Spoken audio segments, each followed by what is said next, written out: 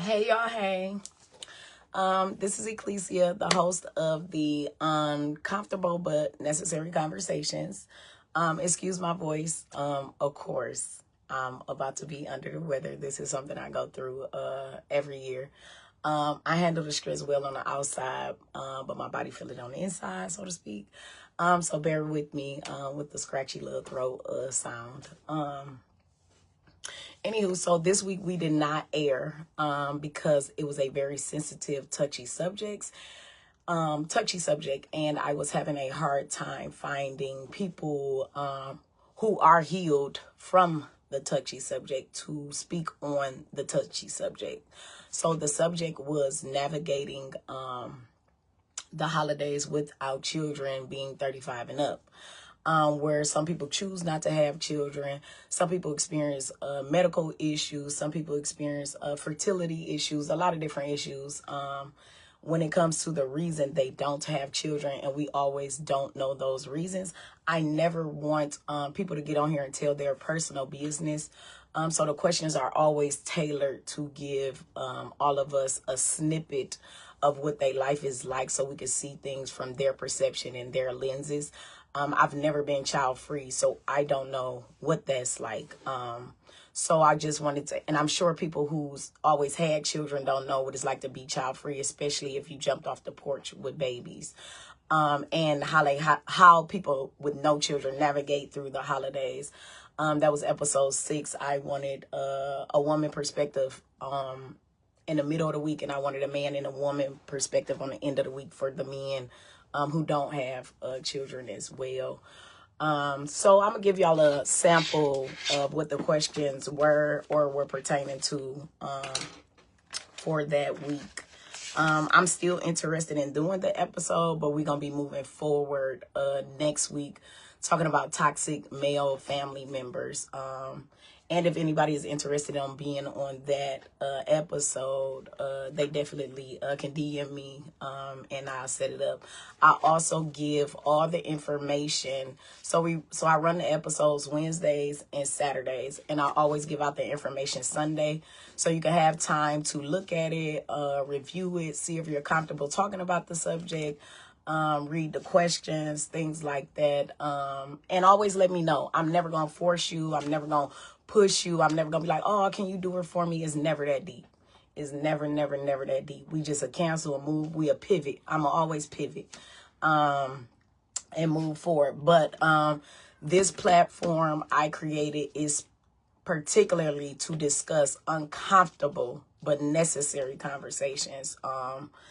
And I definitely understand it. So there won't be much business talk here. Won't be much politicking here. It's going to be real life stuff and how life treat us. Yes, yeah, I definitely agree, Candy, because the world is definitely not a great place. But we have to see it from their side. Like, it's women out here who really want to be a mother where we're given the opportunity easily. You know what I'm saying? Like, it's not a problem for us to conceive, where a woman who really want a child has a hard time conceiving or a hard time finding a partner. I never know the analytics behind why they don't have children. So yeah. The world is definitely a scary place. It's definitely not the way it used to be. So I'm gonna give you guys a sample of some of the questions that I had for the panelists for this week that I didn't air. So one of the questions was, when the holiday come around, what do they honestly feel like for you as a woman 35 with no children? It definitely could be triggering, but I'm not expecting you to elaborate on why you don't have children, because that's not the question. I definitely agree, Angela. Talk about come get Dooley if they need one. She don't do my Dooley like that. Big Dooley over there, okay? The second question was, do you feel pressure from family or society or social media to have children or live a traditional holiday lifestyle? So basically what I was asking you was, even though you don't have children, say it was a choice you made, like, yeah, I don't want to do that. I don't want to be a mother. I don't want to deal with none of that. I don't want to, you know what I'm saying? And then you start seeing different snippets of things like the matching family pajamas, or maybe like different family trips or different family traditions, or things, how society push different narratives about family around the holidays. I basically was asking, would that change your decision, or has it changed your decision, or has it influenced your decision, or made you reconsider whatever decision you chose around the not having children?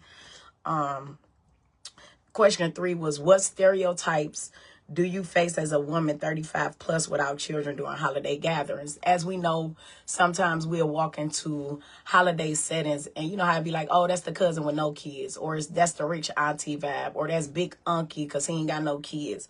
So what stereotypes come with that? You know what I'm saying? Like what, because it's a lot of stereotypes that come during that holiday season for people with no kids.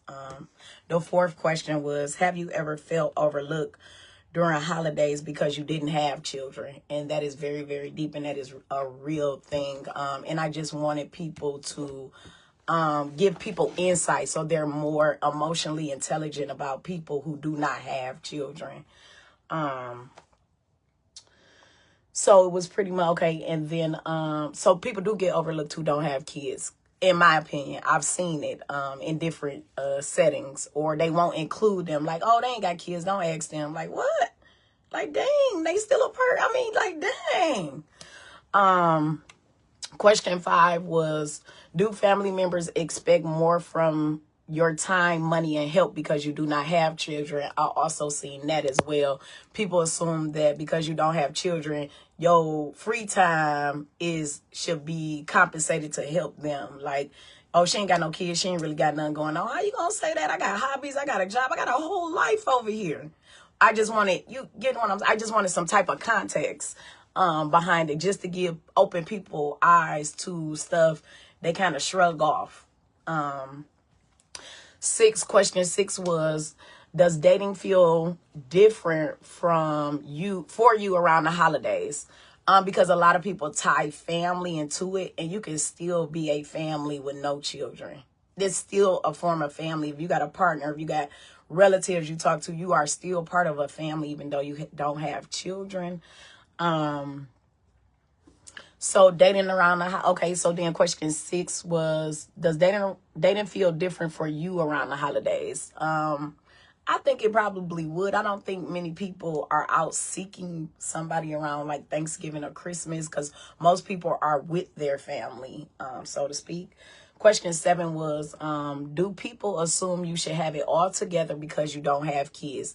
This is the biggest stereotype. Why do y'all feel like people with no kids supposed to have their life like check box, check box, check box, check?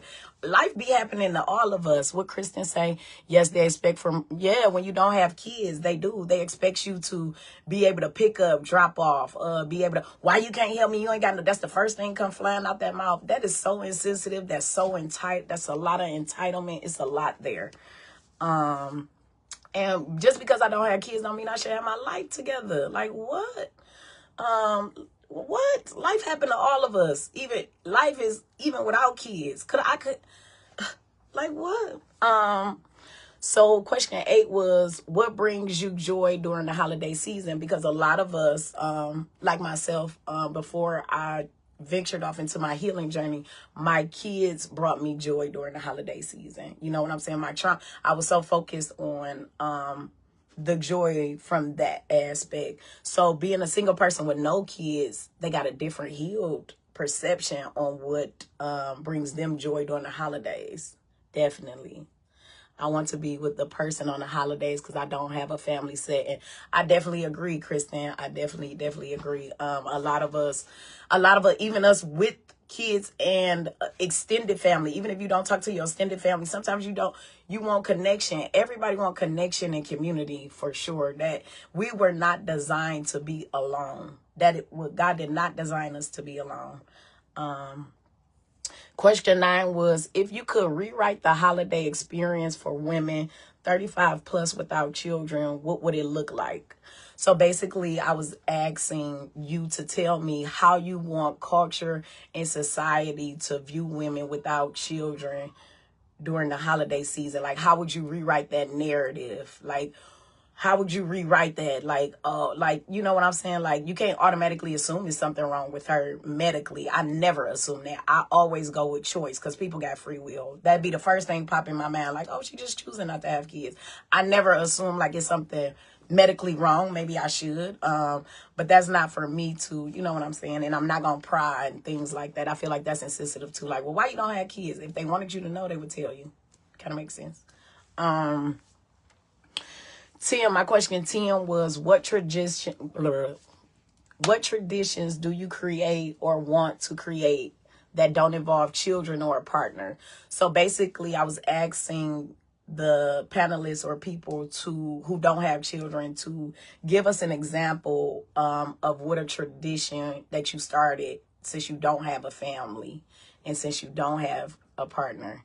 Kristen said, I find myself finding joy and enjoying the holidays anyway, vibing along. I won't be sad because I don't have anybody with me.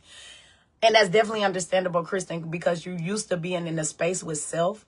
So you're confident with self, you're okay with self. But sometimes that solitude can turn to isolation. It's balanced with everything. And I just wanted to give people a perspective so they can start reaching out to those family members during the holidays that don't have children. Check on them, y'all. They not okay. But thank y'all for tuning in. And we're going to keep this going with episode 7, the toxic male family members. That made me a little emotional, so I got to get off of here.